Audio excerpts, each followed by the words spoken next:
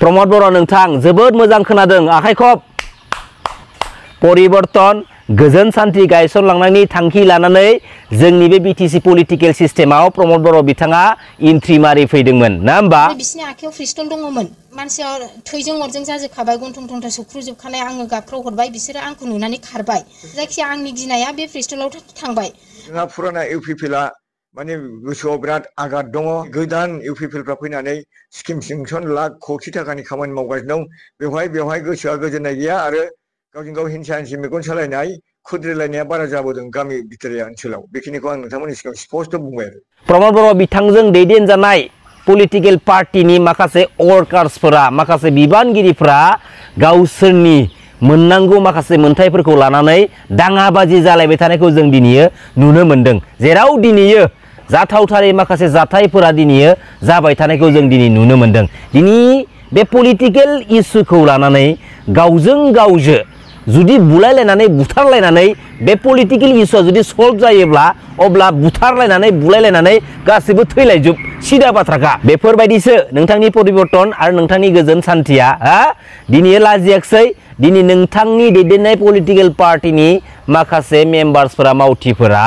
गावजों गावनो आखायाव पिस्तल लालायनानै सासेया सासेखौ बुनो फैनाय बुथारनो फैनाय बेसे लासिंसिंनि बाथ्रा मानगोनां रायजो राजा नोंथांमोन बर' हारिनि गोथार माहारियारि आफाद दुलाराय बर' फरायसा आफाद बायदिनि आफादगिरि बिबानाव थानानै बुहुमनि बर'फोर खौसे जा जै बर' हारिनि जै बर' बिमानि गेदेर गेदेर स्लगान मारि बोनाय बै माखासे लिडारफ्रा दैदेनगिरिफ्रा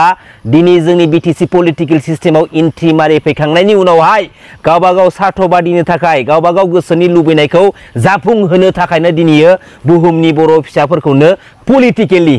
डिवाइड खालामनानै दोनबाय अब्ला बेफोरबायदि लिडारफ्रा दैदेनगिरिफ्रा गावबा गावनि गोसो सिङाव सुजुखुमानानै दोनखुमानाय सिमां आरो थांखिखौ जाफुंहोनो थाखायसो खुगायाव गेदेर गेदेर हारि सेन्टिमेन्टेल बाथ्राफोरखौ बुंफ्लानानै बुहुमनि साफ्रोमबो बर' फिसाफोरनि सिगाङाव खोमा सेराव दिनै खोनाहोबोदोंमोन नामा जोंनि जाथिखौ सोखावनायनि आसल बेक्तिया जाहैबाय उरखावग्रा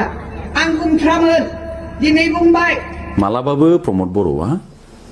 जातिनि रेसपन्सिबिलिटि एबा दायित्व लानानै बियो खामानि मावफेरखायाखै पर्बतजरा बासबारि ओनसोलनि मानगोनां रायजो राजाफोरा आदानि कम्पानिनो थैना थांब्लाबो हाखौ हगारा होननानै दिनै प्रटेस्ट खालामबोनाया आन्दोलन खालामबोनाया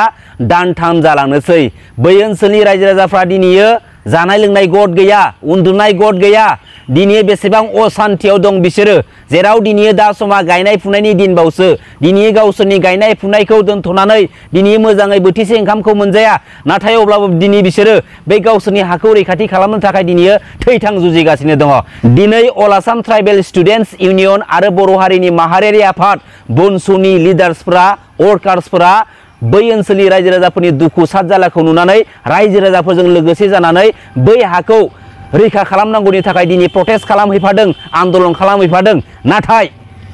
जोंनि बर' हारिनि माहारियारि आफाद दुलाराय बर' फरायसा आफादनि दैदेनगिरिफ्रा बिबानगिरिफ्रा बै पर्बतजरा बासबारि ओनसोलनि मानगोनां रायजो राजाफोरनि दुखु सात जालानि समाव मानो हेफाजाब हैनो हादिया जेराव दिनै दुलाराय बर' फरायसा आफाद एबसुनि मुंखौ रिलेटेड खालामनानै बायदिसिना बाथ्रा बुंनायनि थाखाय 24 घन्टानि गेजेरावनो बै ओनसोलनि रायजो राजाफोरखौ निमाहा बिनो खावलायनाय माखासे बाथ्राफोरखौ जों दिनै नुनो मोनदोंमोन निमाहाखौ बिदों बियाखै नङा बिदों नाथाय बिथांमोननि जे निमाहा बिनाय बे निमाहा बिनाया माने नांगौ रोखोमै जायाखै दिनैनि सोदोमस्रिनि जुगावहाय एफा मोजां माने साइन्स एन्ड टेक्न'लजिनि जुगाव दासिमबो मानसिफ्रा मा रोखोम रायलायनांगौ बा मा रोखोमै निमाहा बिनांगौ बेबायदि रावजों निमाहा बिनायखौ जोङो नुनो मोनाखै आरो बेजों लोगोसे बिथांमोना मोनसे जोंनो कन्डिसन होदों बे कन्डिसनखौ नाथाय जोङो माहारियारि आफादा बेवहाय बिथांमोननि हानि मोनथायनि आन्दोलनाव बा एपिडिसिएल पावार प्रजेक्टखौ गावसिनियाव जानो मोना होननानै जे आन्दोलन बे आन्दोलनाव जोंखौ बाहागो लानो बिथांमोना खावलायदों नाथाय जोंनि माहारियारि आफादफ्रा बयहाबो गावबा गाव मोनसे मा होनो बेखौ संबिजिर दङ दा संबिजिरनि बारगा जोंनि माहारियारि आफादफोरा खुनु खामानि मावनो मोना बे संबिजिरनि बिरोधि बा आफादनि बिरोधि जायो ओंखायनो जोङो नोंथांमोननि बे आन्दोलनाव जोङो बाहागो लानो हाया बे जोंनिफ्राय स्पष्ट पर्बतजरा डिस्ट्रिक्ट हारिमु आफाद बर' समाज आफाद बर' थुनलाइ आफाद दुलाराय बर' फरायसा आफादनि माखासे दैदेनगिरिफ्रा प्रेस मिटनि गेजेरजों मोनसे बाथ्रा फोसावदों जे बै पर्बतजरा बासबारि ओनसोलनि रायजो राजाफोरनि जानानै गावबुराया जाखिनि निमाहा बिदोंमोन बेखिनि निमाहा बिनाया माने जेरैबायदि निमाहा बिनांगौ बेबायदि जायाखै जाहैबाय। अब्ला दिनै माबायदिथो निमाहा बिबावनांगौ आरो माखौ लानानै दिनैयो निमाहा बिनांगौ जेराव दिनै बै ओनसोलनि रायजो राजाफ्रा बे हाखौ रैखा खालामनांगौनि थाखाय जोंनि बर' हारिनि माहारियारि आफाद मोनब्रै माहारियारि आफादखौ दिनै खावलायदोंमोन। नाथाय दिनैयो जाय बाथ्राखौ जों खोनानो मोनदों जोबोद साननो गोनां बाथ्रा दिनैयो माहारियारि आफादनि माखासे ओरैबायदि संबिधान दं जाहैबाय जायफोर संबिधानफोरखौ बारनानै माने खामानि मावनो हाया जाहैबाय। अब्ला दिनैयो मोनसे हारिनि माहारियारि आफादा हारिनि फिसाफोरनि अलखदनि समाव हेफाजाब हैनो हालायै संबिजिरनि बाथ्राखौ बुंबायब्ला दा दिनै बबे मोनसे संबिजिरनि गेजेरजों माहारिनि अलखदनि समाव हेफाजाब हैनो हाया बै संबिजिरनि बाथ्राखौ बुहुमनि साफ्रोमबो बर' फिसाफोरनि सिगाङाव फोरमायनानै होनांगौ। नंगौना नङा मानगोनां रायजो राजा नोंथांमोन? बिटिआरआ मुङानो बेसेबांबा गेदेरखा होननानै गावनि पलिटिकेल केरियारखौ स्ट्रें खालामलांबाय थानो नाजाब्ला जानाय नङा प्रमद बर' नोंथाङा बेखौबो फोरमायनानै होनो हानांगोन जों रायजो राजाफोरनो जे मानगोनां एनडिबि ब्रादार्समोनखौ थगाय थसि खालामनानै थांनाय 2020-27 जानुवारियाव जाय बिटिआर एग्रिमेन्टखौ खालामनानै लाना फैनाय जादोंमोन बै बिटिआर एग्रिमेन्टनि एमअएसनि गेजेरजों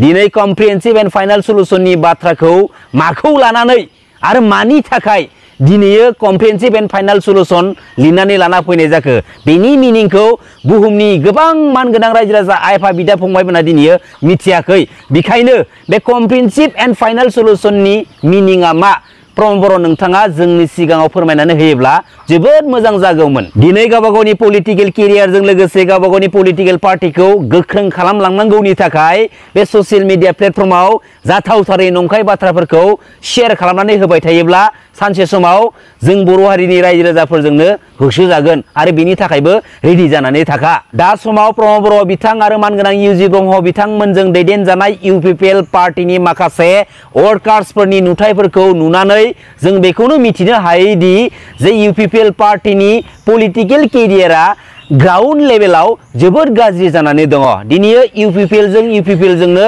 गोबां थाखोनि एना एनि जानाय माखासे जाथायफोरखौ जों ससियेल मिडियायाव अखा नायदों नुदों जों नुनो मोनगासिनो दङ। दिनै पलिटिकेल प्लेटफर्मखौ आरो पलिटिकेल इस्युखौ लानानै जों गावजों गावनि गेजेराव माबा मोनसे जुदि जेंनाया नुजाथिदोंब्ला बे जेंनाखौ सावरायलायनायनि गेजेरजों बिजिरलायनायनि गेजेरजोंनो जोङो सल्भ खालामनो नाजानांगौ। नाथाय बे पलिटिकेल इस्युखौ पार्सनेल इस्यु खालामनानै दिनैयो बिनि न'आव थांनानै बिखौ बुनानै फैनाय बिखौ बुथारनो नाजानाय बेयो मा बेसेबां गनायथाव बाथ्रा जाखो मानगोनां रायजो राजा नोंथांमोन? बे बेसेबां गनायथाव बाथ्रा जाखो? मोनसे थांखिखौ जाफुंहोनो थाखाय खौसे जानानै हस्रि खावबोनाय बुहुमनि साफ्रोमबो बर' फिसाफ्रा बे बिटिसि काउन्सिल पलिटिकेल सिस्टेमनि गेजेरजों दिनैयो गावस्राजोबनानै दङ आरो दिनैयो जोंनि बर' हारिनि सानै साथामसो डार्टि माइन्डेड लिडारफोरनि थाखाय दैदेनगिरिफोरनि थाखाय दिनै बर' फिसाफोरा